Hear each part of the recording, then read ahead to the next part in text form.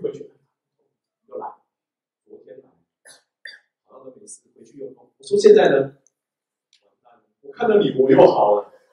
说算了，跟我回家吧。那怎么办呢？因为他那个是有时候会发作，你知道吗？他的哮喘是有发作期，可是他说他长期来都有怎么办？长期发作，实证用大柴胡汤加半夏厚朴汤，虚证用小柴胡加半夏厚朴汤，半夏厚朴子实，动力。所以啊，我们对于本草的认识，应该每一组，我们接下来这几天你可以看到好几组相同的药，这些药都在这里面翻来覆去，翻来覆去。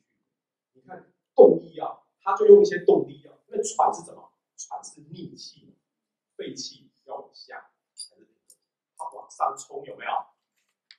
有没有往上冲？就像元运动的道理，或者黄元抑郁的理论，就是你的大气的周转出问题，要用动力药把它整个弄顺。然后现在我们长期的哮喘待下去，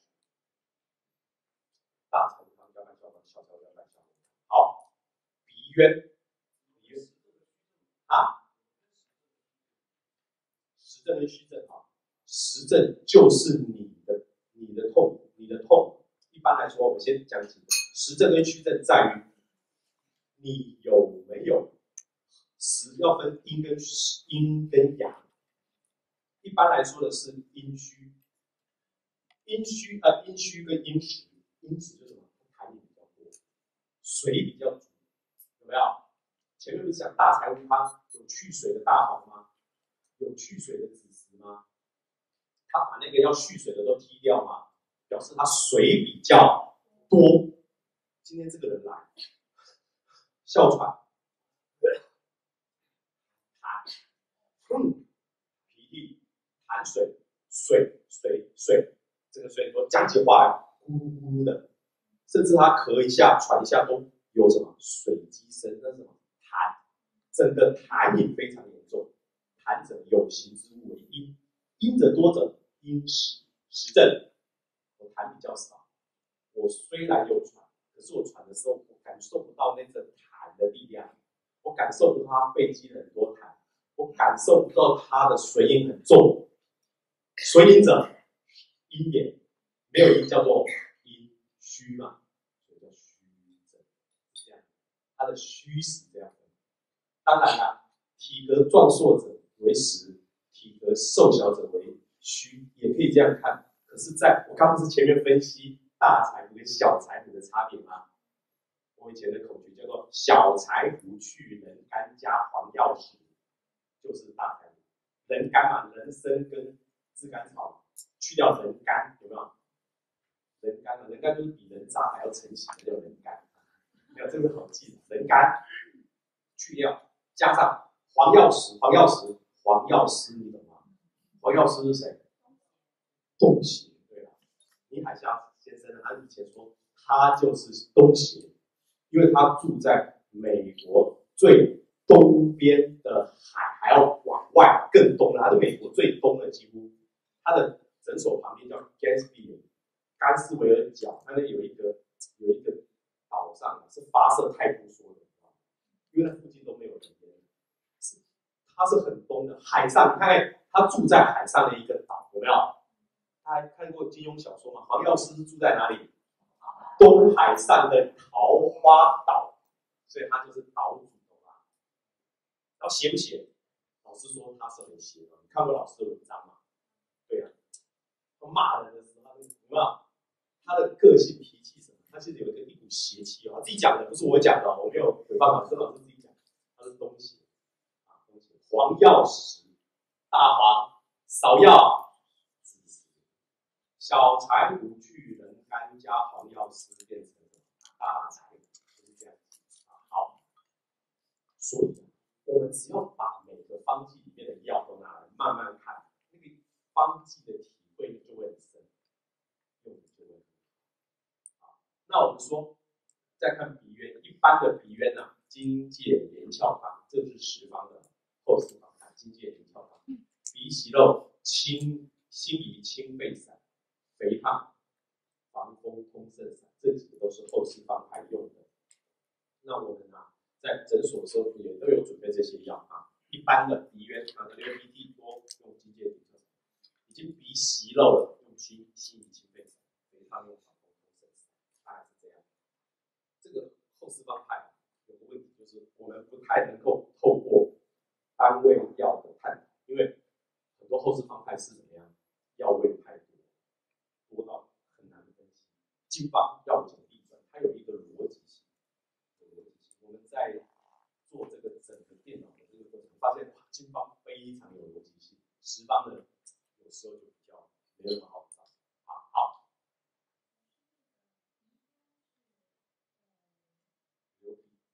鼻塞、流鼻涕，鼻子方面，对，鼻塞、流鼻涕，对，鼻子这个地方都算，所以那就算一般嘛，是里面已经堵住了长期的鼻塞，长期鼻塞，然后你去照，它就会那个肉肿起来，有没有？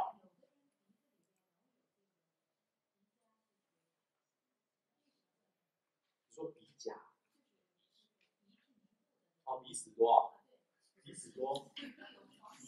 那不是鼻息肉，那挖得出来的，那不算，那不算。鼻息肉它真的肉，你去用手电筒照，它里面就肿一块红红的。就说对你啊，你已经鼻子塞住，然后鼻子流鼻涕，导致鼻子不通，然后你又很肥，那就是防风热。其实防风通肾散它是一个减肥法，就很多人拿防风通肾散减肥的。所以就是减肥用的，防风通肾散啊。鼻炎你就可以用荆芥连翘汤，鼻炎，鼻炎啊，你可能要用到鼻息肉了，对不对？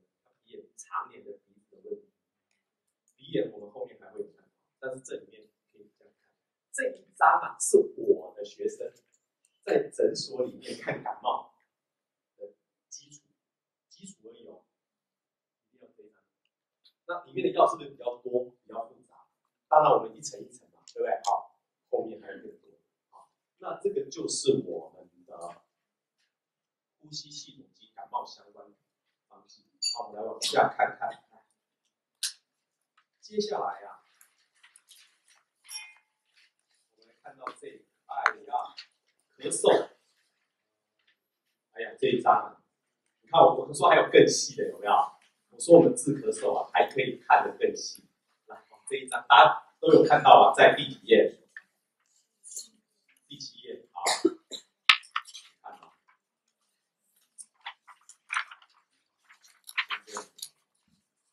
这样勉强可以看得到，可以，蛮清楚。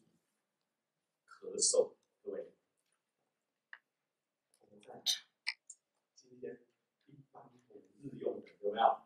到诊所的，刚前面那家诊所那个医生是一个普通医生，如果这个医生要更精密，用的药要更细致，光是咳嗽就这样一张，就这样一张。事实上这一张我已经删减过，等它出来那一张更复杂，复杂到你人都不想看。说算了，你拿来，我到时候，可是我还是要列出来。看病有2个方向，中医看病有一种啊，你进去里面坐个老头，把脉，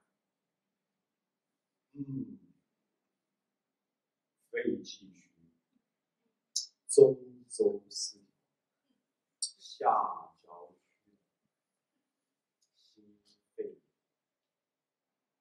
心肾不交，有没有？不是都这样？有没有？讲把脉，然后讲几个你听都听不懂的黑话，这个叫做正形，然后就开出方剂，对不对？可是呢，真正的中医啊，在张仲景的《伤寒杂病》里面不是这样，他不讲究把所有症状结合成一个症型，由症型再去对应方剂。各位，这种方法其实多了好几层。他不要什么样的症，有是症，有是方，你把症状给我，我帮你综合一下，我去找一个一个去找的方，这叫方正对应。方正对应其实最怎么样？最简单嘛，有这个有那个有那个，也不简单，因为方正对应，你要把所有东西都怎么样背起来。你看，所以看有些经方的大师哦，一进来，然后咳嗽，有没有发烧？有没有？他问你有没有气上冲？有没有咽喉痛？他问你几个问题：有没有晕眩？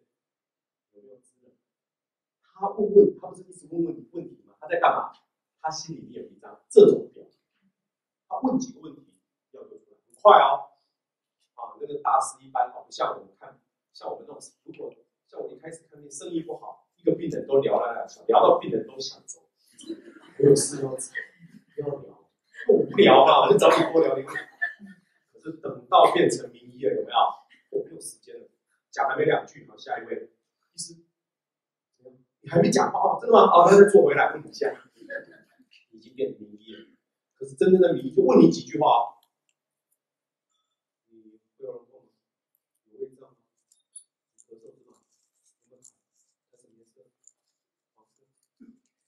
早上有还下午有，整天有，可是我的身体有好，下一位，就问完了，准不准？很准。这怎么来？方正对应。可是方正对应这个东西在很多现在已经慢慢思维，为什么？没有这个能力，不容易。你要对整个方剂都很清楚，甚至方剂单位药的药性都很清楚，它的对子很清楚，就可以叫嗡嗡嗡，那个药就拿出来。可是我们不容易。那我们今天就做出这个表来，你看一个人咳嗽，哇塞！我们这个表的后半段沉在下面，懂吗？哈，上半段发热或不发热，咳嗽有没有发热？好，有发热的咳嗽，有没有咽喉痛？有咽喉痛，有没有气上冲？有发热咽喉痛有气上冲，有没有晕眩？有。讲到这里停下来。茯苓、桂枝、五味、甘草汤，这个叫苓桂味甘汤，苓桂味甘汤，它是四肢缺的连发的小便不利就开出来。哇，这很难哦，是很难。这个都是大家名家、老医院、老中医经营经方20年，他才可能以上才能够开出这样问题。有没有发热？咽喉痛？有没有气上冲？气上冲有没有？有。有没有晕眩？没有。他在问一下，有没有觉得腰酸？有。有没有还没有？他是这样问的哦，就一个一个从外面，最后黄色的参考，从外面这样一路问进来，有没有气上冲？有没有心下体？没有心下体，就是这样问下来，一个一个问。这个是有发热，再来问不发热，就是看你怎么问。他问了，他就下一个。讲到这里，大家想，算了，我还是学第一个日用方就好了，有没有？有感冒没感冒？有，对。可是要做的这是什么？当你是个专业的医生，当这个人的咳嗽屡治不效，就是治的没有好一次算我学艺不精，2次没好，算我拜师不明，3次还没好，算你八字与我不合，4次没好，你第4次还找我，算你钱太多。当你怎么治越治越不怎么样的时候，你就要想，我用药不够精密，有没有？我们用药可以粗略一治，好了80%，就往你来就好，有没有？算你的。可是用药不能永远都是小柴胡汤，有没有？3颗痛症4逆汤，这样的医生有一定的声音，有加上他待人亲切，为人又非常的慈爱，有没有？然后它的这个药费又不贵，然后口碑又不错，气场也很好，那它还是生意滔滔，但是它制定就是粗略，有些好，有些没好，有好的，我的医术好，没好的，你的八字差，就是这样。所以，要怎么样才能够精确的取方呢？大家看这一张是第几页？第一集，看起来很烦，对不对？好大一页，可是你要精确取方，就是这么做。那精确取方呢，你就必须要不断的去熟悉，那不断的熟悉的过程里面，人还是会挂一漏万，除非说病人讲完了，说好，你先回去，我回去研究一个晚上，明天告诉你一个症状再排除这个，然后明天再看。如果你遇到这样医生，你会怕吗？你敢给他看吗？不会嘛？你会说，你跟我讲好，我回去想一想，你这个太复杂，我去想想，好，明天告诉你好。第二天开始，有效，他也觉得你是个烂医生，有没有？因为评价一下就看完了，对不对？一进来，还算小财是这样。可是方正对应又是这么的精确，是我们应该要做的，怎么办呢？怎么办？问题注意大了，对了，干脆电脑给他几个症状进去，他会马上算，马上出来，他的方正对应会。那这样子提高有效率。也就是说，很多医生只追求大部分都看得好，可是如果你要很精细的去做，你又没有那么多时间。就像我们扎针一样，各位，我们扎针啊，古人扎针正统是这样：先寻病经何在，再由病经啊，看看是在本经取穴，先论虚实，虚者泻之，虚者补之，实者泻之。然后除了本经取穴以外，还要易经取穴。本经之外的易经，就是说它是虚的，要找它的什么母经来补；它是实的，要找它的子经来泻。子母补泻，有本经，有易经，有虚实。除了本经之外，甚至要考虑同名经，同气相求。黄帝内经讲到同气经，对，那就是同名经，你要有同气相求的跨经络取穴，有可能表里经，也有可能什么所谓的它那个叫做别通经，还有顺时间的接经。所以一个本经在这，病经在这里，病经是肺经，它可能跑到别的经，然后再子母补泻，经过计算，五腧穴进行输经合，有没有？阴经叫做木火土金水，阳经叫金水木火土，子母补泻要算出来，天哪！病人进来坐那边，我要开始诊断了，开始在那边算，你坐一下啊。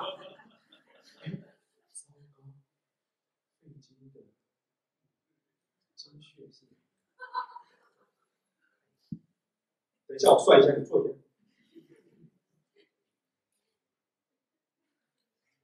好，找到了，来躺下。病人呢？跑了，吓跑了。传统的针灸应该是这样子辩证去取穴的，寻经，寻它的这个虚实，对不对？看它的同名经，看它的这个看它同名经，看它的这个叫做别通经，看它的表里经，甚至还要用到五行十变。我讲到这里口都干了。那你这样去看病人就好了。所以后来针灸师都学什么？有效穴。头痛，肚子痛，筋痛，肩膀痛，他都记那几个穴位，有没有？有效，我厉害；没效，八字不好，没基因的。这样的中医啊，就走不远，对不对？可是有些老医师很厉害，我就知道有些老师头脑跟电脑一样，他什么记录很准确。哦，看完老医师，哇，背得好熟哦，他所有东西都背得非常熟啊，而且他那个讲那个，我们知道讲那个结晶嘛，哦，什么肺炎大脑、胃成功、脾湿心无、小胃中、声光有肾、心包虚、汗交直胆丑、关通，再加上，比方说他是什么，他在治那个叫做鱼目取穴法，一四大处的功能，三四肺腧四厥，心五度六膈腧七，肝胆脾胃三焦肾气大关小肠中，好像在被切口，切口知道吧？贯口啊，贯口就是你去听相声有没有？他们在讲嘛，有没有？他把吃的很好吗？晚上学习背都在背贯口，可是他必须要这样子才能够很快的计算，对不对？哎呀，真不容易，我以前也背了很多啊，可是临床还是有效率。那我们用方也一样啊，功力不够还是怎么样？通杀方、万用方、无敌方。小财无他，就是这样过日子，对不对？真的是这样。我是很坦白的人，我就跟大家讲，真的是这样。我自己也就觉得做不来。可是，当我们这整套在电脑里面，你要跟他讲有什么，他会好厉害。你问第一个问题以后，他就去算出来，问你第二个问题，他会算出来。好，那这个下面有什么选完到这两个加起来，他又去整个跑一遍，他会教你第三个问题。可能要什么给你5个选择，3个问题吗？他就算一遍，他教你第4个问题。哦，他有办法做到这一点，他就那什么样的主症放在那一边，后面要怎么变化都会出来。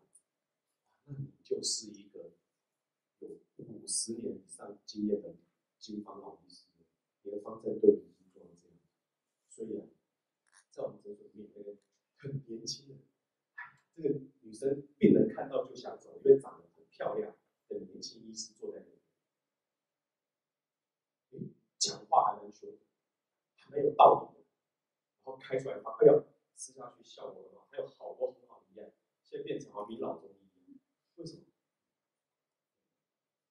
可是这个要不要学，还是看一看好不好？好，我只想跟他们咳嗽、感冒、心烦、无心烦，无心烦的那就易如意。无感冒、晕眩、晕眩，这个药都可以列出来，非常的多。你说要这样子，我们要学到什么时候啊？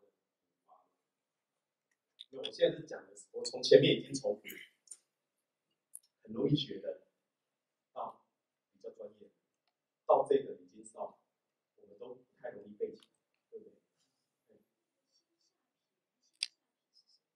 哦，心下皮啊，心下皮呢，就是心下就是胃，在我们在汉朝的时候啊，心下就是指胃，胃就是指肠，心下就是指胃，心下就是在我们的鸠尾下剑突以下这个地方，就是胃所在，叫做心的下，心脏在这里的下面叫心下。脾是什么意思呢？就是不舒服，有没有？什么叫痞子？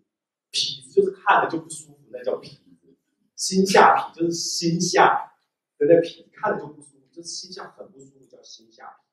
它还不止呢，后面你会看到心下痞硬，心下不舒服要发硬，心下痞满，不但痞还满，都是指胃，胃就是心下。所以我们有时候啊，非讲一个比较文言的东西，讲胃就训了。看起来是心下的问题，有没有？好像胃不好，训，可能要提让你的骨道的力量要起来。什么叫骨道？就肛门嘛，是好说的。那可是为什么要这样讲？黑话，这行业有些江湖的黑话，一般人觉得有神秘感，有人觉得好像你比较厉害，没什么。这只是汉朝的语汇，我拿来用，好不好？好，所以啊，这个我想我们大家呢，可可以去看一看。事实上，这个在我的一个线上课里面，每一个这个症后面怎么发展，我都有比较细的讲述啊，比较细的讲述。它叫做方律，有一个课，这个总题叫方律，方的规律啊，里面就会跟大家讲到每一个，这是从方律里面拿截下来的，好，跟大家讲。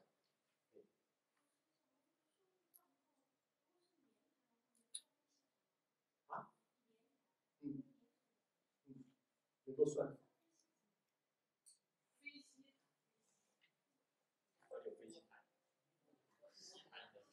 哦，吸痰呐，不是，非吸痰，对，就是不吸的痰，对不对？对不对？不吸的痰，就浓痰嘛，非吸者浓痰，对，比较粘稠的啊。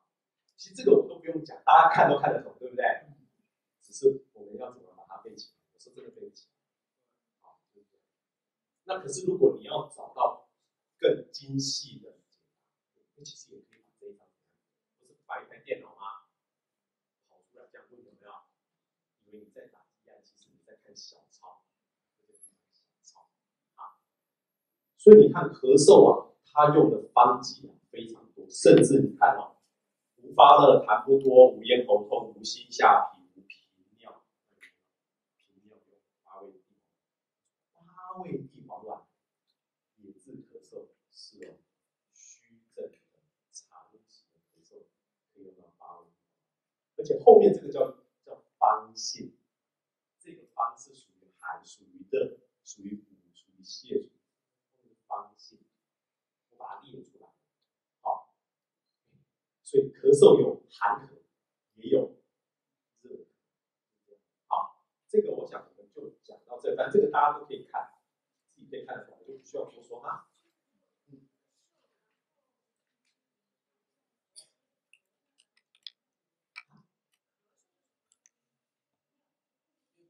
憋不住尿，尿失禁是吧？其实算尿频啊。其实八味地黄丸可以治频尿、尿失禁。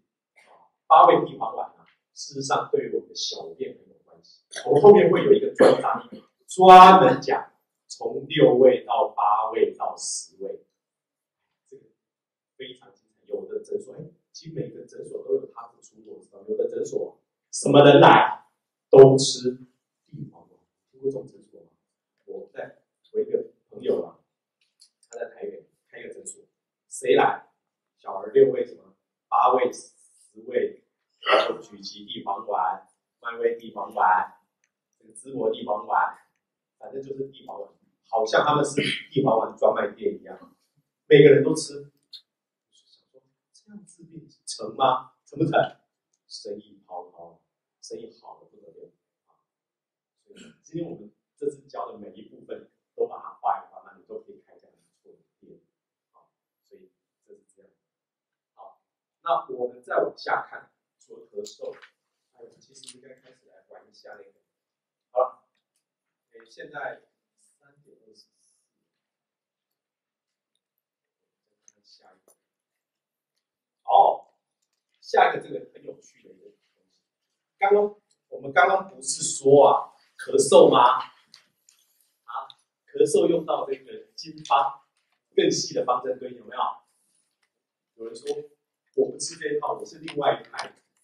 我这一页是偷偷放进来，这不是经方，这是什么？五行脏腑派治咳嗽，后世的五行脏腑派治咳嗽，它又不一样哦。你看这个有没有好学的？有啦，它分成肺咳、心咳、肝咳、脾咳、肾咳，还有酒咳。因为在《黄帝内经》说五脏皆令人咳，五脏都会造成咳嗽，对不对？我们都有看过这句话。可是到底心咳长怎样？肾咳长怎样？脾咳长怎样？不知道。我看到五行脏腑看他们怎么说。大家有看到？我想我就不再放大，我这样看可以吗？后面可以吗？可以，好，反正有讲义嘛，肺咳，肺咳当然大部分咳我们想到都是肺啊，这个还比较容易。肺咳他说啊，咳而喘息有因肾或唾血发展肺咳不已则大肠受之，大肠咳状，咳而已死。有人咳到大便失禁，因为肺与大肠相表里，这个大家知道。针灸针内体寒邪由肺入胃，所以入胃胃的内庭穴有没有？内庭穴，内庭穴这个穴很有趣，内庭穴扎下去，它是泻我们的胃火。泻胃火听起来太高太玄。所谓泻胃火是什么呢？让你的胃酸分泌降低。那胃酸分泌降低，你的食欲会怎么样？降低。那食欲降低，你会怎么样？会变瘦。所以它就是减肥穴。在台湾有人扎这一个内庭穴，扎了以后呢，真的比较不想吃饭，再扎更不想吃饭，可能就瘦下来。其实我每天都给你扎到后来完全不想吃饭，诊断为厌食症。所以你也不要每天扎，偶尔扎有没有？稍微抑制一下你的食欲，因为减肥之道无他，少吃而已。运动当然有帮助，少吃而已。所以台湾有卖一种贴布，大家不知道有没有看过？一种中药贴布，好像是贴7天大概可以瘦10公斤，你看过吗？贴7天那个药布贴下去7天就瘦10公斤，你有没有看过？有人在卖，对不对？网络上没有吗？这边都没有看过吗？没有，这个很有效。有说老师那贴啦，贴准。好吃，你热7天就瘦了。这是笑话，不是真的。不要下课说老师，你刚说那个贴布，你会给我笑话，就少吃。那少吃很难，少吃我就是想吃，怎么办？那个扎，好不好？不错啊，减肥穴有做想要减肥。那我说我不用扎的，用按的可不可以？扎的有效，按有一点偶尔可以扎，按可以。好，药感冒经方治之，如葛根汤、小青龙汤、大青龙汤，这个是肺咳。肺咳就是按感冒的那个咳嗽，肺咳。好，接下来心咳，心脏，《黄帝内经》说心脏会来咳，为什么？他说咳则心痛。有没有人咳到心会痛？有哦，咳到心都痛了。然后喉重结如梗，结就是硬的，喉重结如梗，有东西梗如梗状，梗在那边。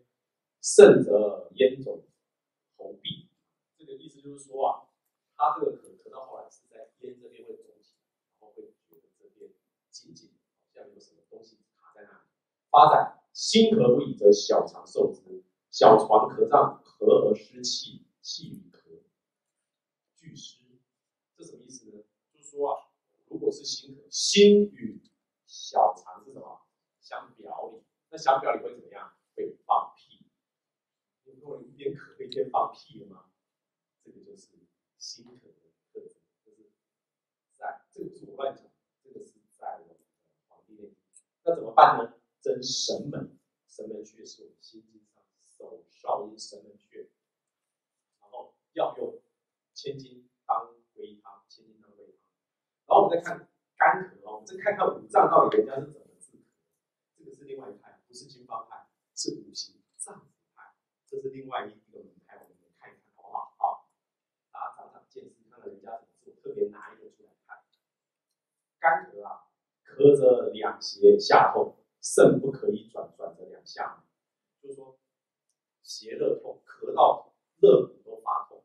有这种咳嗽你想想看，有痛到都不能转，然后发展干咳不已则胆受之，胆咳状，咳呕胆汁咳到后来会怎么样？嘴巴发苦那这种呢，用柴胡桂枝汤或这个琼胶鳖甲汤，好，然后皮咳合则右胁下痛，右胁为什么？肝在右胁下痛，其实应该要应该是左胁吧？哈，我是原文看错还是抄错？好，没关系，这个我要回去看一看。然后阴阳以兼备，盛则不可以动，动则咳惧。也就是说，有些人咳到你不能乱动，一动就更咳。它的特点是这样：脾可不已则胃受之，胃咳状，咳而呕，呕则肠虫出。哇塞，好可怕！咳到胃出来，真太白失重四肢浮肿。太冲考虑到木克土的问题，要用四逆散、香砂六君子汤或小全息汤，这个都是跟我们平常用的经方有点不太一样。然后肾咳啊，是咳则兼备相饮而痛，肾则这个咳炎，就咳的时候，口水会往外喷，然后呢，它会连到你的肩，连到你的背都痛。有没有人咳嗽？背会痛，像这样。肾咳不以膀胱受之，膀胱咳状，咳而遗溺，就是说它会怎么样？尿失禁，咳到尿失禁。有啊，很多妇女会咳到尿失禁，有没有？它就是照海、太溪、复流齿则为真，药为六味、桂天味或者是桂附地黄丸，作为补肾阳的功能。这个就是五脏咳嗽。你看咳嗽，人家用这一派的治法跟我们想的又不太一样。可是这一派你会发现很难掌握，有没有？它的症状到底是什么？有时候很不像我们前面那一章有没有？是什么，很清楚的。所以啊，为什么我们认为经方好？经方结构完整，辩证清晰，取要精确。用这一个辩证模糊，取要不清，对不对？所以它这个我们认为就没那么好。可是我们要看看别的门派，我们不能说我们最好，人家说不定你治病没有，有些十方老医师生意很好啊，病人也很多，也很受尊重，他们有他们的方法，所以我们要同时，好吗？那我们讲到这里啊，现在是3点30分，我们休息一下。接下来要送大家今天最重要的法，一支金针，就是我们的5层的脉法。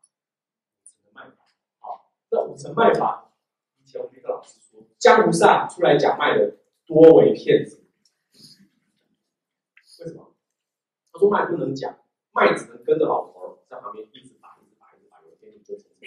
对，就是这种想法，让大家脉都不怎么样，因为没有老师好好教。他懂算懂，他也不教。好，我要跟那个像聂律师那边讲，不好意思，他们就上次有几位有到深圳的哈，我们这上次有讲过，对不对？我们再复习一下，明天起就是全新内容啊，好不好？可是我觉得这个是我的教学的基础，不得不讲，就是5层脉学。所以各位，等一下大概5点的时候，你的脉就会进入到另外一个境界，人生观从此改变。没有那么严重，我们都要讲的比较手动。不过等一下我们来讲脉，好不好？好，休息。